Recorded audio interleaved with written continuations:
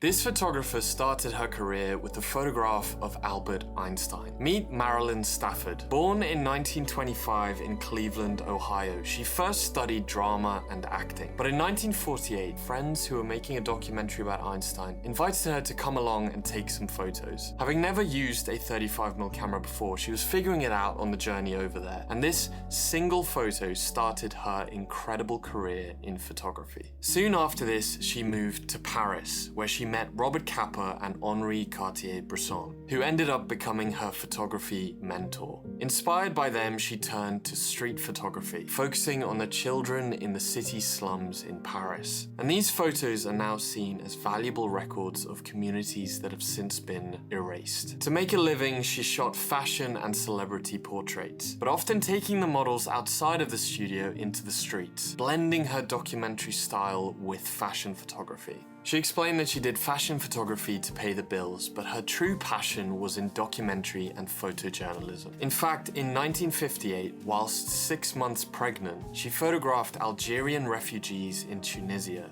work that was selected by Henri Cartier-Bresson and made the cover of The Observer. Later, she found herself in Lebanon and photographed everyday life there before the war. Photos that were later published in her book, Silent Stories. By the 1960s, she was in London raising her daughter on her own, whilst working for The Observer, for Vogue, and shooting film sets and celebrities. She was one of the few women working at this level in international and national media.